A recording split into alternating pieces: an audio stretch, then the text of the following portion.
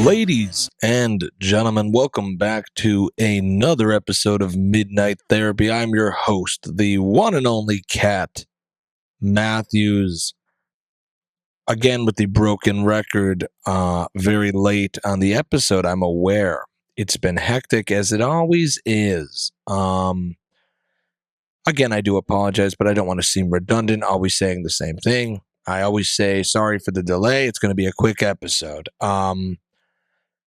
But with the grace of all of you and the grace of God, hopefully I get more consistent with my planning of filming and editing and doing all this. But it is hectic, especially when you have a baby that's about to be 1. My child turns 1 tomorrow. It's been a year. I've been a father for an entire year, and I can't believe it. Time truly waits for no one. Time is a thief. It flies. Everything they tell you, don't blink, all that is true. And I feel it goes faster. Time goes faster as you get older. So get busy living or get busy dying. So we're getting ready for that. Lots of preparation for the party. Obviously, it was the 4th of July. We're going to talk a little bit about that, what went on. And I have all these house projects, like I'm off for the summer, but I feel like I've worked more during the summer than I did during my, regular job. So that's always fun. We also currently have AJ, his wife and son, living with us, my brother-in-law, AJ. You know AJ. We bring him up a lot on this show, which we love, but obviously not a lot of time to get down in the basement and put on the cowboy hat. But here we are. It's a Wednesday morning here in the studio.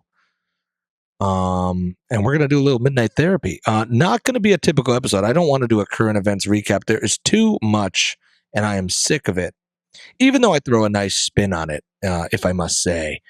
You're not getting the news like reported to you like a boring, empty vessel, regurgitating pre-written sound bites. I'm not doing that. I usually always give you my little opinion. You let me opine on subjects and go on little tangents and rants. So it is different, but I don't even want to do that. This whole episode, we're just going to focus on America, the United States of America, the country that we know and love. Hopefully, all of you know and love America.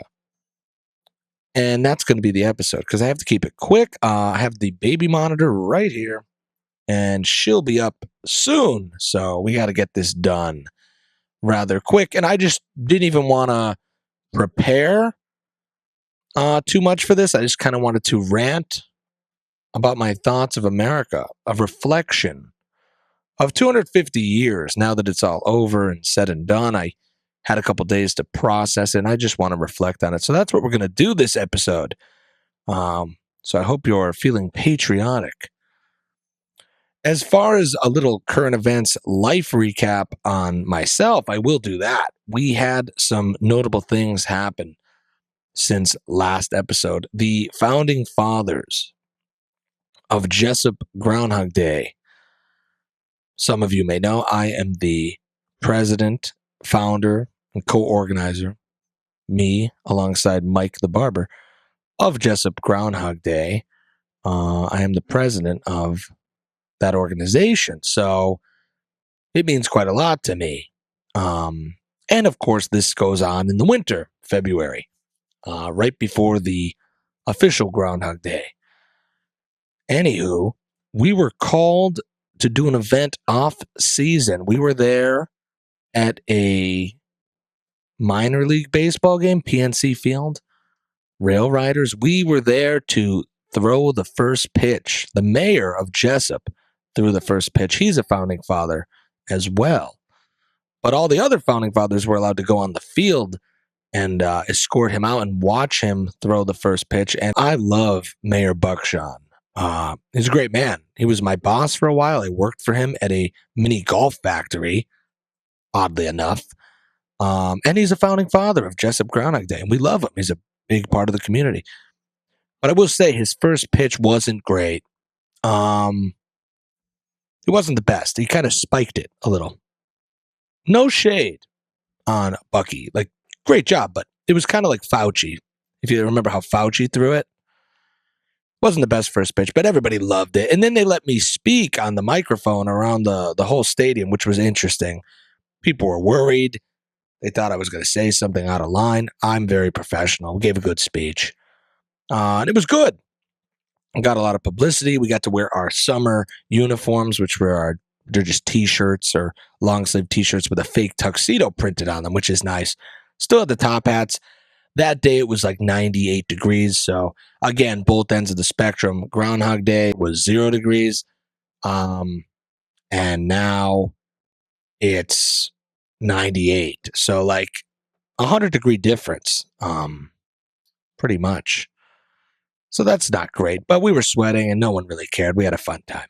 Then we got to march in the Jessup 150th birthday and America 250 parade.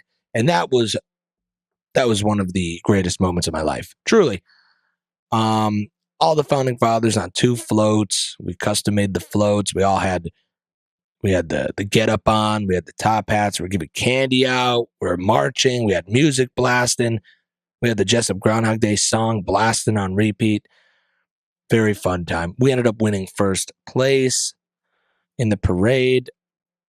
Of course, we were honored, but wow. Caught us by surprise. Like, how odd, A couple guys getting behind this idea, and then it becomes legitimate, and then we win first place in the parade. We are emboldened now. We're going to only grow from here, Jessup Groundhog Day. So that was a huge day for us. Just want to let you all know that. Thank you to all the founding fathers that participated. And please soak up that victory. Because in life, victories are few and far between, and you gotta really take it all in when they come your way. So that's pretty much it. Then we watched some fireworks. I had a hot dog on the 4th of July. Very nice. Yada, yada, yada. Good times. I had a shed delivered to my house. I built a wood fence in the 98-degree heat all week. And we prepared for my daughter's birthday party. That's it. That's the life recap. And now I think it's time to talk about America. And I think Jessup Groundhog Day is a great transition into my little rant here about the country. Jessup Groundhog Day, as you know, many would call a silly idea. And they might even call us crazy for doing it. And many have. Many did. Many probably still will. But we did it regardless. And it became a success that many people in the community enjoyed and still enjoy and look forward to. This show, some people wait for this show every week. They text me when it's late. They watch it with their families. They share it with their friends. Like, it is enjoyed by some. Not many. This is a very small show, of course. I think that's kind of the appeal, right? Nonetheless, I had the freedom to make this show, and I have the freedom to continue to make it every week and do it however I want. I have the freedom to put the fake Aldi house here on the desk, and for me to wear this hat and this vest and these sunglasses and get a sign made quickly that's neon and put it behind me. I have the freedom to do that. You know why? Because this country is the greatest experiment ever created. And it still is, even though it is in massive decline. This country is in decline. The empire is ending. Don't get that mixed up. It is probably at the end here, unless events change the course, which I don't know. I'm not a fortune teller. I don't know anything. I'm just a cowboy in the basement. But regardless of all that, the country, the United States of America, is the greatest country in the world. and was the greatest experiment ever. If you think about how magical it is. Now, I know everything's a psyop and everything's fake and there's underlying history to everything, but let's just pretend we're going to get the fairy tale version of it. The entire world was ruled by tyrannical leaders pretty much forever. Mankind has been pretty consistent with that. Same patterns, same psychology. You give people a little bit of power, they get addicted to it. Absolute power corrupts absolutely. You know this. But the experiment of America is as these people, these founding fathers, these geniuses, these insightful exceptions to the rules, spotted an opportunity to, you got to act quick. They said, if we take over and revolt right now, we could build something completely new here before this empire gets too big, before the tyrants get too powerful, and before they have too much of a grip on us. We got to strike while the iron's hot and do it now. And they did, which I don't think people understand the courage of that, and the sacrifice of that, and the gamble that was. And then they devise this, and then they create this brand new idea of a government by the people, for the people, where the people decide how they are governed, which we all take for granted now. But back then, that was a insane idea. It was a brand new idea. And without giving you a history lesson here, it worked. And we are still living under that same system of government to this day. Now, has it changed quite a bit? Yes. Has it been corrupted quite a bit? Yes. But the foundation of that idea is very special. And that's what needs to be celebrated every day, but most importantly, now that it's the 250th birthday of our nation. I think a lot of people focus on nitpicky details of the problems over the course of history instead of the big picture, which is this very important moment of when those few men came up with this idea and the vision for this country, which we are all, for the most part, still enjoying and reaping the benefits of today, if you live in America. The problem is Americans are spoiled. They are ignorant now. This country is a gift. If you're born in this country, you hit the jackpot, truly. That's why everybody in the world, for the most part, would like to come here. But the people that are just born here, born into it, they very ungrateful. It's an experiment. This could fail any day. A lot of people, I don't think, wish for freedom anymore. I think they wish to be told what to do, which is a problem. And it's because most people, unlike the founding fathers, lack the ability to critically think and have original thought now. They are placed in echo chambers where they feel comfortable. They only wish to have their beliefs reassured because they associate their personality with their ideology. And if their ideology gets attacked, they take it as a personal attack. That's where it all started to go downhill. When you started breaking people up into intersections of classification, where instead of you being an individual, you are now a blank, blank, blank, whether it be race, gender, sexual orientation, class. So you could say you are a rich, white, straight male.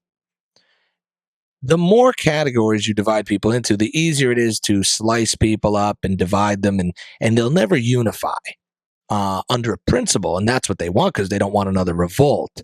They don't want people to wake up. They don't want people to get along. They need everybody divided. They need this to be a rat race. They need you to get up every day and chase the cheese and maybe get in a couple fights with rats along the way, but they never want you to say, why are we chasing the cheese and where does the cheese come from and who controls the cheese? They don't want that. They don't want that. That's why this country is filled with goodies. And that is a product of the success of this country. Because of the success of this country, capitalistic free market, land of opportunity. You have an excess of everything. There's food everywhere. Every grocery store has an abundance of food. Poor people in this country have 3 or 4 vehicles. You know, there are endless social programs to help anybody that needs it. Anyone. Like being poor in this country is a choice. The shelters, the organizations, the churches alone that would give you food and clothing and help your family. There's no excuse. So the product of the success of this country and the free market and being a free land of opportunity brings all these go-getters here that do wish to change the world for the incentive of profit, and with that profit, the American dream, which is to be left alone. Well, at least it was to be left alone, unbothered by the government, to do whatever you wish with your earned freedom, with your earned incentivized profit. That used to be it. And it was equal opportunity. You had an equal opportunity here. Now, some would say that, not everybody starts off in the same, at the starting line, the same spot, that the deck is stacked a little, but hey, equal opportunity for the most part exists and has for quite a while now. Unfortunately, what a certain ideology, let's just call it the radical left or the progressive left of our country, they don't want equal opportunity. They want equal outcome, which many new age pseudo intellectual scholars call equity, DEI, right? Diversity, equity, and inclusion. These things sound so good. But truly, under all that fluff and under all that virtue signaling, it is nothing but a Marxist, leftist, communist talking point, which is a great sell if you are inadequate and losing. If you are successful already, that doesn't really get you. You don't care. But if you have nothing and you've done nothing and you feel inadequate, this allows you to blame your inadequacy on others and say, I knew I wasn't a failure. It was because the system was rigged against me the whole time. And they go, yes, you're right. And that's why you need the government to square things up and to fix it, to balance the scale. And don't worry, the government will help you. You just have to vote for the right party.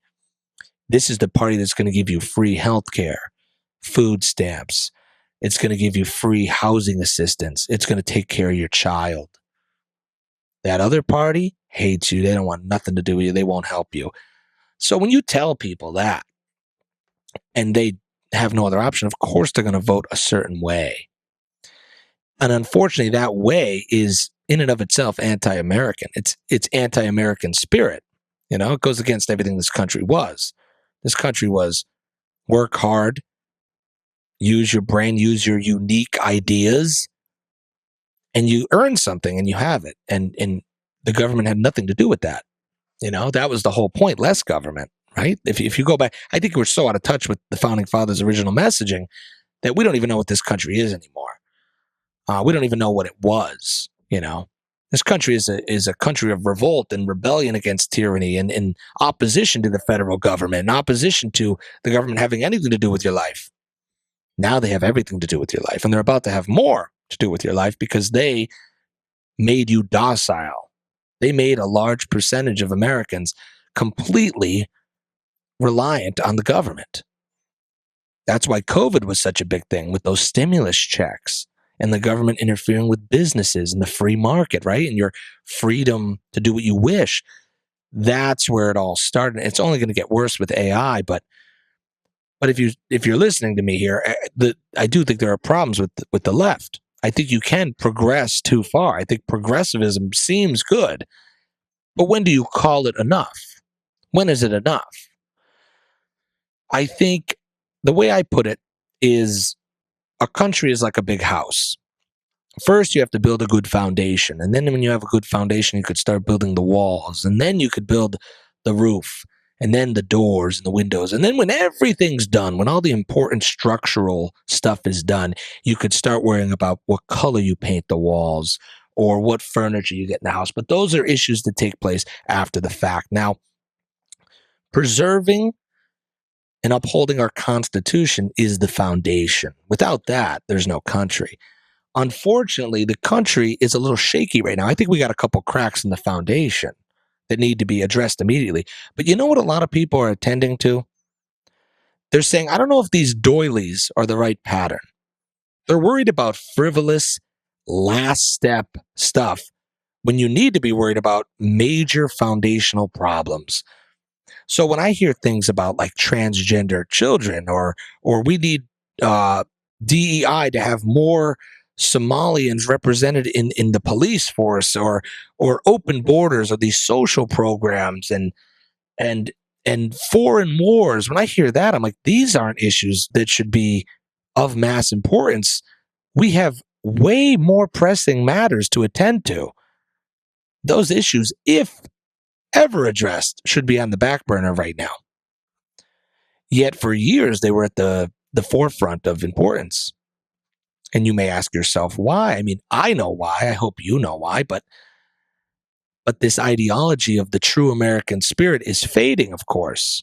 And a lot of that has to do with academia and those in charge of the media and those in charge of institutions and the zeitgeist. You know, like if you went to a university or college, you were going to come out probably as a liberal, or maybe even some sort of, LGBTQ plus member, or maybe even a pro-Palestinian, or who knows, like whatever ideology, the flavor of the week, whatever they wish to indoctrinate the youth with, they will, and they do it through the system of academia.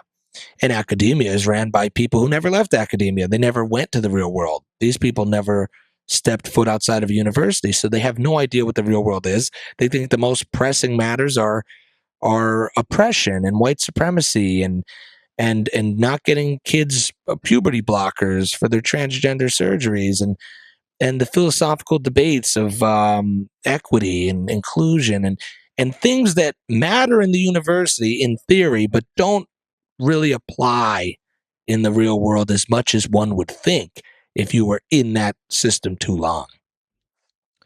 So that's how the youth get it. Women, in large, don't really care too much about politics. And I don't mean to generalize. I obviously know some women do, but I'm going to say most, and you probably know this, think about the women in your life, aren't really worried too much about war or the finances of politics or who's doing what or who's the senator or who's the president or what the party stands for.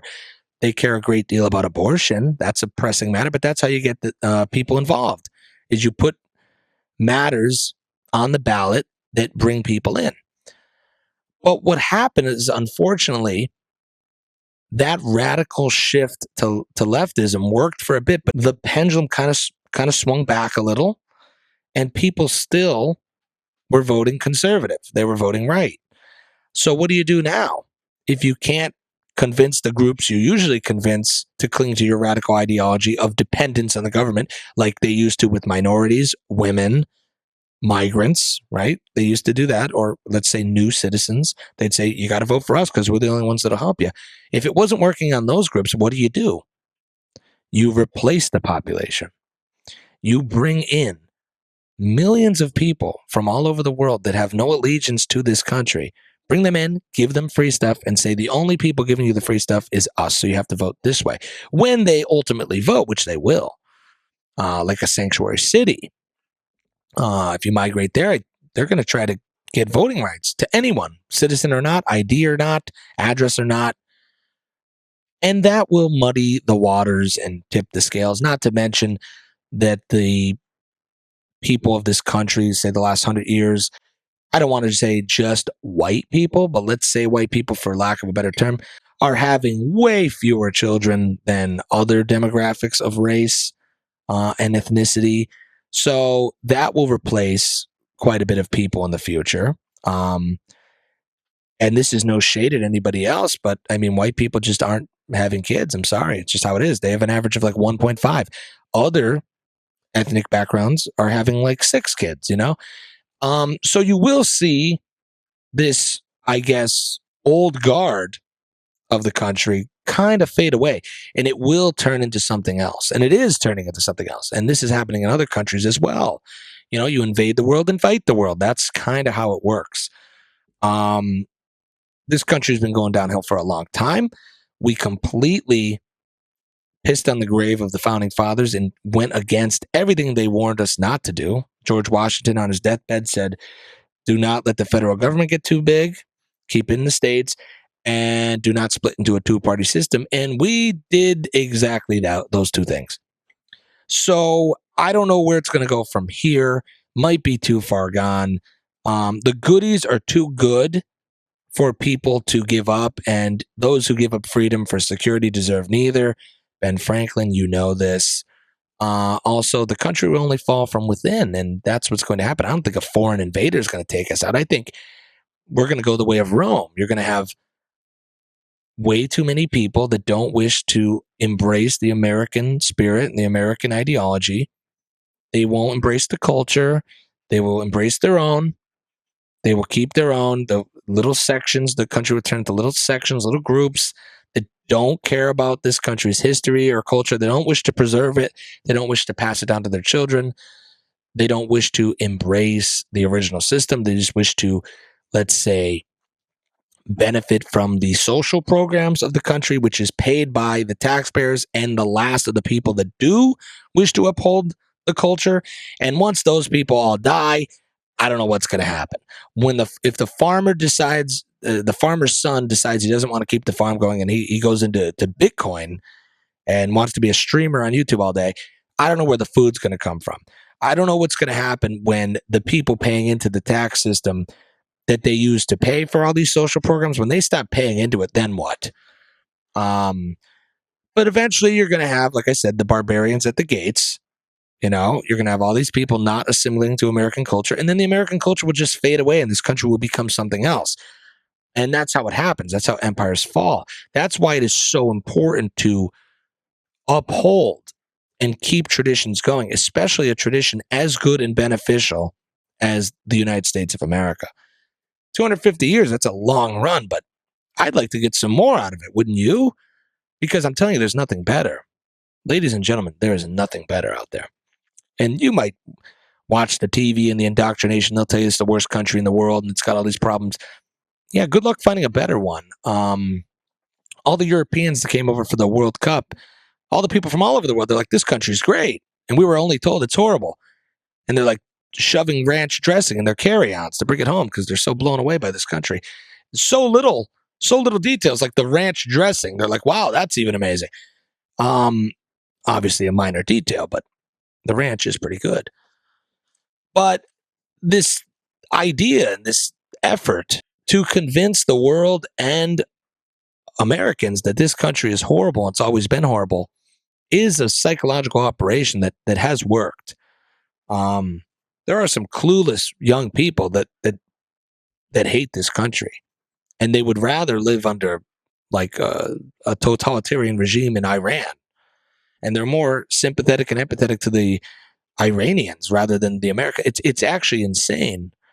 Like groups like Gays for Gaza and things like that. Like I don't know what to say. I don't know how we could have got to a point so low, but it is happening, and you'd be a fool to ignore it. You'd be a fool to ignore the things I'm saying, because they're chipping away at your rights a little more every day. And this doesn't happen quick. This happens gradually over time. COVID was a test to see what they could get away with, and evidently quite a bit. You give people a cheeseburger and a stimulus check, they'll do whatever. They'll take a jab in the arm and they'll shut their business down, and they won't talk to their friends and family. And they'll, at the tip of their mind, the most important intersection of one's identity is their political belief and if they had a experimental mRNA gene therapy or not. And that worked. And don't pretend it didn't. And it's kind of forgotten about now, but don't worry, there's another round coming of something that will push the boundaries even more. Let's look at taxes, for example. Taxes go up every year.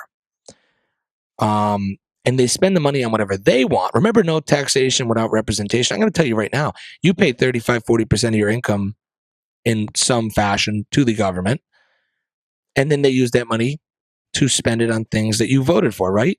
Wrong. They use that money to spend it on whatever they want, including foreign wars and things that you wouldn't even believe the amount of waste. They're using your taxpayer money, our taxpayer money, and they're spending it on things we never agreed upon. We never voted for. We never heard it on the ballot. In fact, if you look at Trump specifically, for example, Trump promised on the ballot no new wars and then used your taxpayer money to start new wars.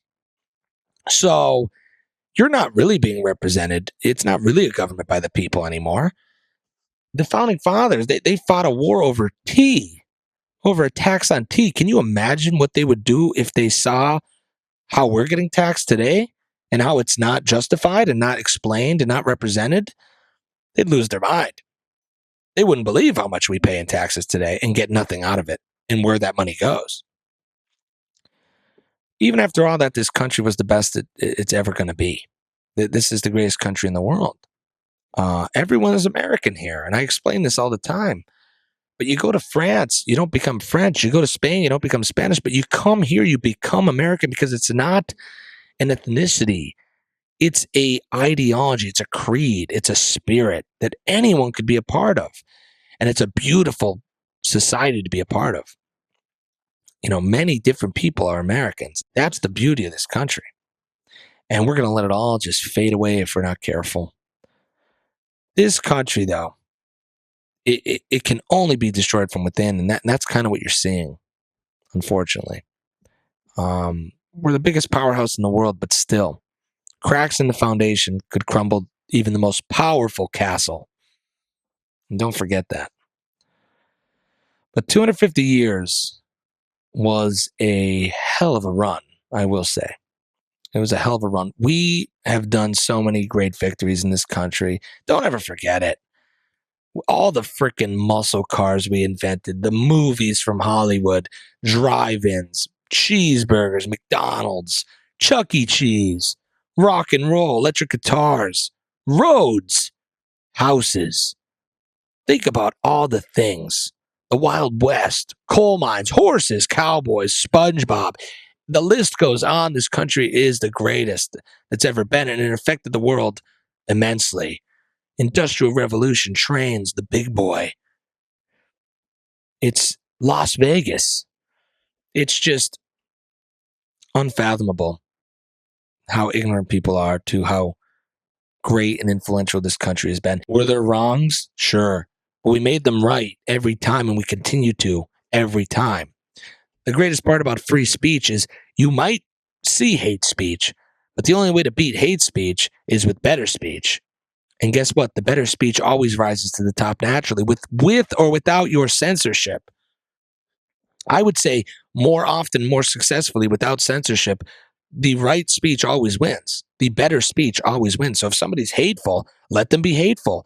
It will filter itself out. Everybody will find them and deal with them accordingly with better speech, and then they will go in the corner and be allocated to the dustbin of history.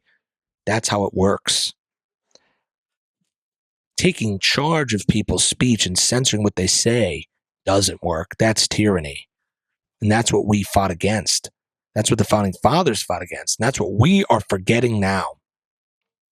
So before we welcome socialism and communism with open arms, that's funny, that's a buzz term. Trump and his administration won't stop saying communism. So they're probably getting you ready, for what's coming, planned programming. There's going to be something with communism soon. Again, they're running out of enemies, running out of villains. So that'll be back. And it is here in some fashion. You're also seeing alt-right groups form just in time for midterms. And you've seen the news, of course.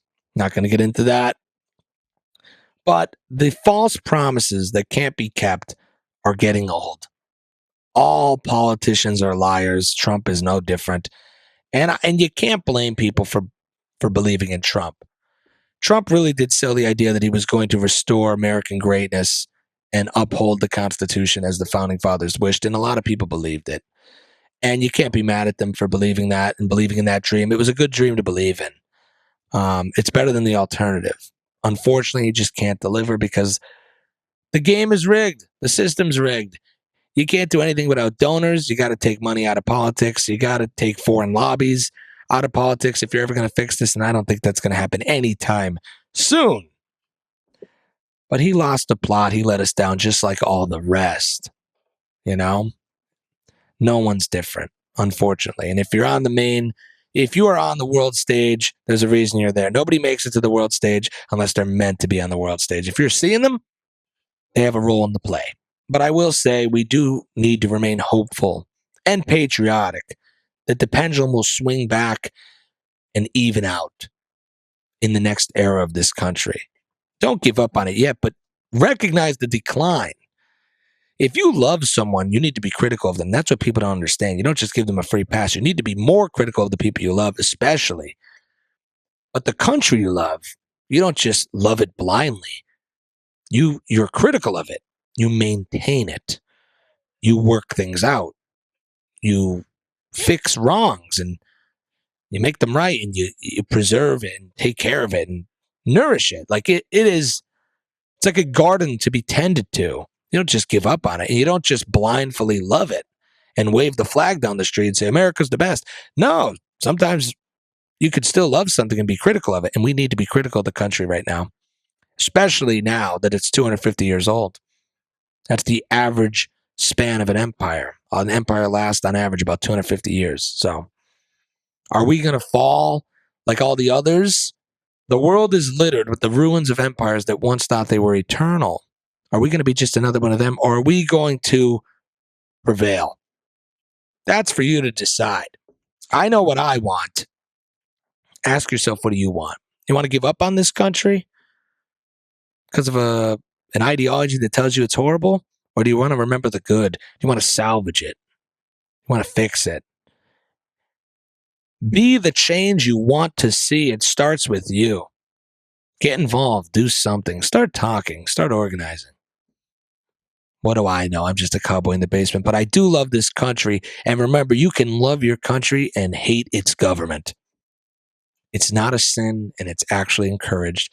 And it's quite frankly how this country started, was overthrowing its current government. Don't forget that.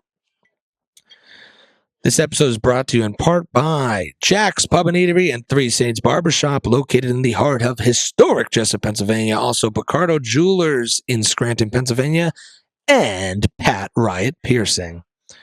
I'll be back with some more consistency. My baby is up and making pterodactyl noises, so I do have to tend to her now. Love this country. Truly, it's the best there is and the best it's going to get for now. Don't give up on it. That's all I have to say. God bless America. God bless all of you. Thank you for watching as always, and stay curious, my friends. Good night.